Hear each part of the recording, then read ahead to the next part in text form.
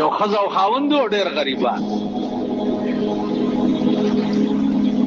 بادشاہ او د ملک هغې مشهوره وه د هغه متعلق چې دا بادشاہ چې څوک تحفه والا یوسي نو ډېر انعام ورکوي.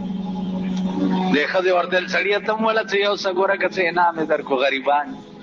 ویل مونږ سره څه دي؟ ویل نور څه خو نشته خو دا باران شوی دی د پشکال ډنډې ډکې دي دا به درته اوبه منګي کې واچوم سر به یې وتړم او بادشاه له یوسه چې دا زما د ملک بهترینه تحفه ده. بادشاه د 2 میاشتو په مزل لرې و.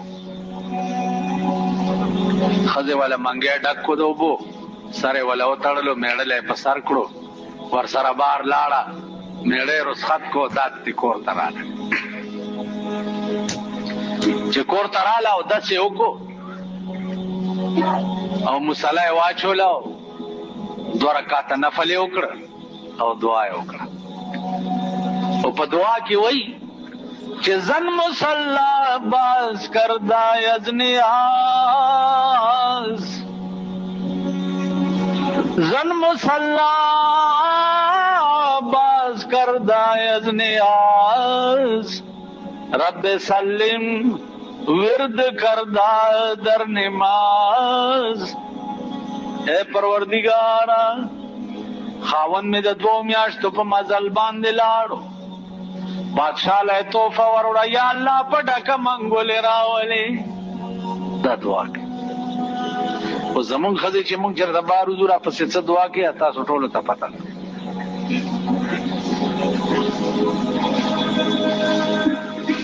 سړی ورسېدو بادشاه ته درخواست یې وکړو جي یو سړی راغلی دی تحفه یې راوړی. بادشاه وی رانه باسئ څه تحفه یې راوړی چې دی ورننوتو منګی په سر دی. هلکه څه دي؟ وایي جي اوبه مې راوړي دي ماء الجنه د جنت اوبه مې راوړي. وایي د جنت اوبه؟ بادشاه ورته وایي سبحان او خدای دې تعالی اجر درکړي سړي اعلی ګیلاس راوالی.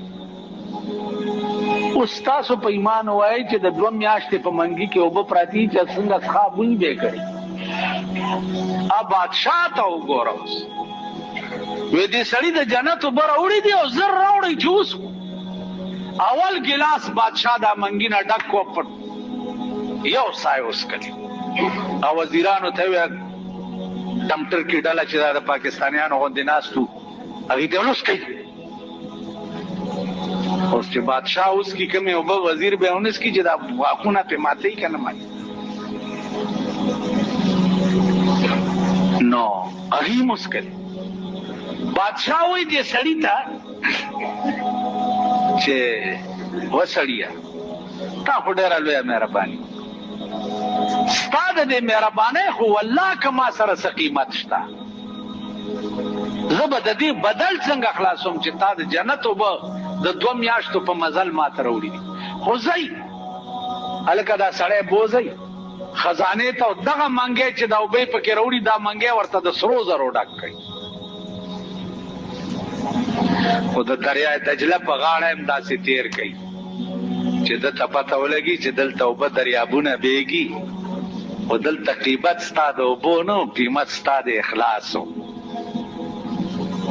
تاسو خیال راغی نو د دنیا بادشاهان چې وغواړي نسخه اوبه یې په سرو زرو بدلې کړي که نه خبره کوئ سخه اوبه وې د 2 میاشتو په منګي کې او د دنیا بادشاه هغه سخه اوبه په سرو زرو بدلې کې نو که قیامت کې د خدای غوندې بادشاه وغواړي نو د انسان ګناه به په نیکۍ نشي بدلولی. تاسو خیال راغی نو عرض مې دا و چې خدای د چا نه راضي شي وایي به د ده ګناهونه ولټوئ نو چا ګناهونه ملایکې را پیدا کړي نو به چې دام ورته په نیکۍ بدل کړي.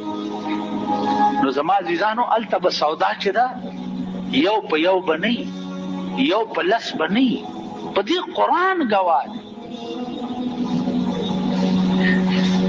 چې یوه دانه ورکړي نو د دې مثال د څه شي دی؟ د دې مثال د یو دانې دی چې ته یې وکرې او هغه اووه وږي وکړي او هر وږي کې سل دانې فی کل سنبلة 100 حبه او بیا والله یضاعف لمن یشاء. الله وی یوازې یو په 200 به نه وي چې زما رضا وشي دې نه به هم زیات نو یو په سوونو یو په زرګونو یو په لکونو یو په اربونو یو په کربونو داسې اجر او ثواب به ورکړي.